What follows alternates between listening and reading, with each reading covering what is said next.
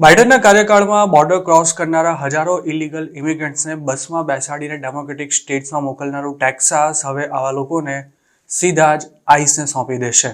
American અખબાર New York પોસ્ટના report અનુસાર border ક્રાઇસિસને પહોંચી વળવા માટે બિલિયન્સ ઓફ ડોલરના ખર્ચે ઓપરેશન લોન સ્ટાર શરૂ કરનારું ટેક્સાસ ઇલીગલ ઇમિગ્રન્ટ્સ ઝડપથી ડિપોર્ટ થઈ શકે તે માટે તેમને અરેસ્ટ કરતા જ નજીકના આઈસ સેન્ટરમાં મોકલી દેશે. જોકે આ પ્રસ્તાવને હજુ સુધી ગવર્નર ગ્રેગ એબોટની મંજૂરી નથી મળી. ટેક્સાસ ગવર્મેન્ટના એક સોર્સે ન્યૂયોર્ક પોસ્ટને જણાવ્યું હતું કે બોર્ડર સ્ટેટ હોવાને કારણે ટેક્સાસ બોર્ડર સિક્યોરિટીમાં હંમેશા ઇન્વોલ્વ રહેશે અને ઇલીગલી આવનારા લોકો સામેની કડક કાર્યવાહી પણ બંધ કરવામાં નહીં આવે.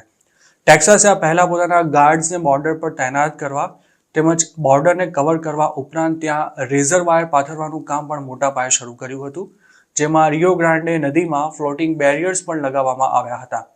જોકે તેની સામે ફેડરલ ગવર્મેન્ટે ટેક્સાસ સામે કેસ કર્યો હતો અને બુધવારે જ અપીલ કોર્ટે આ અંગે આપેલા ચુકાદામાં જણાવ્યું હતું કે ઇમિગ્રન્ટ્સને આવતા અટકાવવા માટે બોર્ડર પર રેઝર વાયર લગાવવાનો ટેક્સાસને હક છે.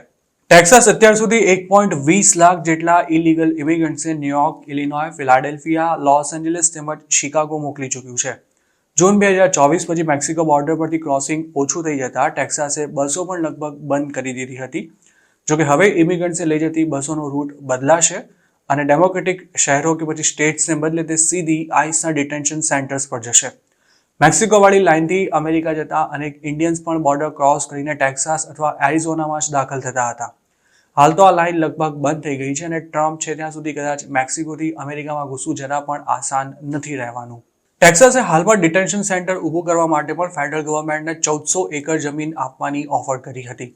ટેક્સાસના લેન્ડ કમિશનર ડોન બકિંગહામનું કહેવું છે કે તેમની ઓફિસે કેટલીક પ્રોપર્ટીઝને આઈડેન્ટિફાય કરી છે જેને 20 જાન્યુઆરીથી જ ડિટેન્શન સેન્ટર તરીકે ઉપયોગમાં લઈ શકાય છે. ડોનાલ્ડ ટ્રમ્પના બોર્ડર ઝાર ટોમ હોમન પણ હાલમાં જ ટેક્સાસની મુલાકાતે ગયા હતા. જોકે ઇલીગલ ઇમિગ્રન્ટ્સને સીધા આઈસા સેન્ટરમાં મોકલવાના પ્લાન અંગે તેમણે એવી પ્રતિક્રિયા આપી હતી કે ગવર્નર ગ્રેગ એબોટે તેમને આ અંગે કોઈ વાત નથી કરી, પરંતુ ફેડરલ ગવર્મેન્ટ અનડોક્યુમેન્ટેડ લોકો સામે સખ્ત પગલાં લેવા ટેક્સાસના કોઈપણ પ્રયાસમાં મદદ કરશે અને હવે ટેક્સાસે કોર્ટ કેસોની ચિંતા કરવાની પણ જરૂર નથી. પ્યુ રિસર્ચના એક રિપોર્ટ અનુસાર હાલ ટેક્સાસમાં રહેતા અનડોક્યુમેન્ટેડ ઇમિગ્રન્ટ્સની સંખ્યા 1.6 મિલિયન જેટલી થાય છે, પરંતુ આ આંકડો 2022નો છે અને ત્યાર પછીના લગભગ 1.5 વર્ષ સુધી અમેરિકામાં મેક્સિકો બોર્ડર પરથી બેફામ ઇલીગલ ક્રોસિંગ થયું હતું. તેથી ટેક્સાસમાં અનડોક્યુમેન્ટેડ ઇમિગ્રન્ટ્સની વસ્તી પણ વધી હોવાની પૂરી શક્યતા છે. ટેક્સાસે જે લોકોને પકડીને સીધા આઈસને સોંપી દેવાની વાત કરી છે તે હવે બોર્ડર પરથી પકડાનારા લોકો પર જ લાગુ પડશે. જોકે હાલ મેક્સિકો બોર્ડર લગભગ બંધ હોવાથી ટેક્સાસ કેટલા લોકોને પકડશે તે પણ એક સવાલ છે, પરંતુ જે લોકો અત્યારે ટેક્સાસમાં વિના કોઈ સ્ટેટસે રહે છે અને જેમણે અસાલમનો કેસ ફાઇલ નથી કર્યો તેમજ વર્ક પરમિટ વિના જોબ પણ કરી રહ્યા છે તેમની તકલીફ પણ કદાચ વધી શકે છે. આ ઉપરાંત ટેક્સાસમાં સામાન્ય ગુનામાં અરેસ્ટ થયેલા અનડોક્યુમેન્ટેડ ઇમિગ્રન્ટ્સને પણ ઘર ભેગા કરવામાં આવી શકે છે.